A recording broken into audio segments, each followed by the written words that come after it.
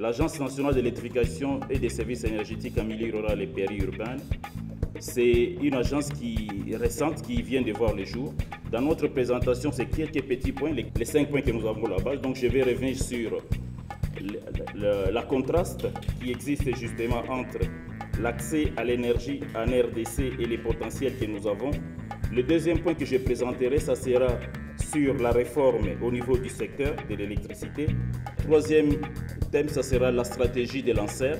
Je reviendrai sur les perspectives pour 2022 et puis je vais terminer sur les attentes. Quelles sont nos attentes vis-à-vis de vous?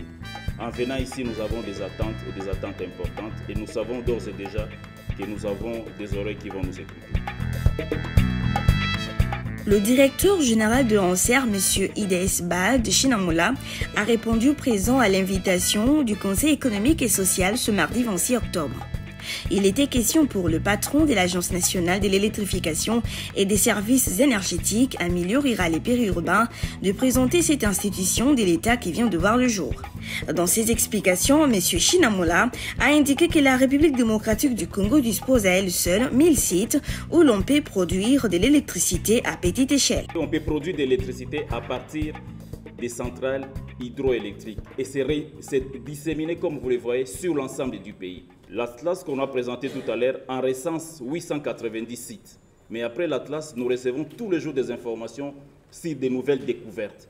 Et donc, je parie que nous sommes à plus de 1000 sites où on peut produire de l'électricité à petite échelle sur l'ensemble des 145 territoires de la République démocratique du Congo. Nous avons des moyennes nationales qui sont de loin supérieures aux moyennes européennes qui aujourd'hui intègrent le solaire dans leur menu énergétique et le solaire est en train de s'imposer comme deuxième source d'énergie après le nucléaire.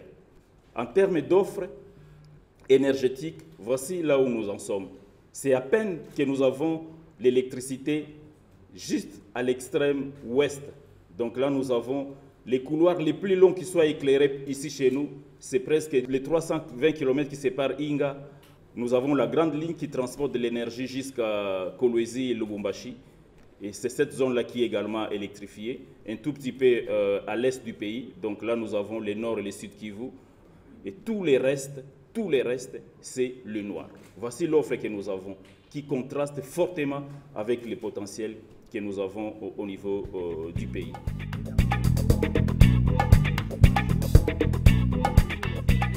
Après la présentation des lanceurs et de ses activités par son directeur général, le moment était venu pour les membres du Conseil économique et social présents dans la salle de poser leurs questions à l'orateur du jour.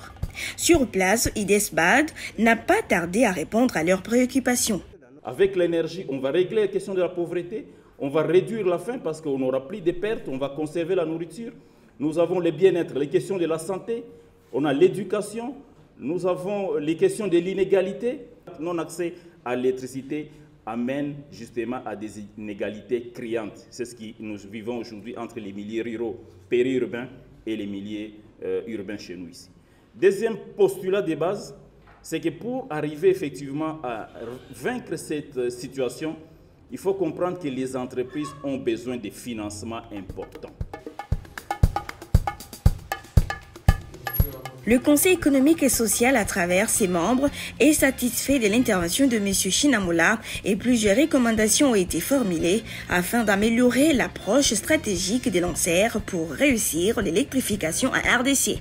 Et que cette agence a un cahier de charge extrêmement important, une mission extrêmement importante auprès des populations urbano-rurales ou rurales tout court.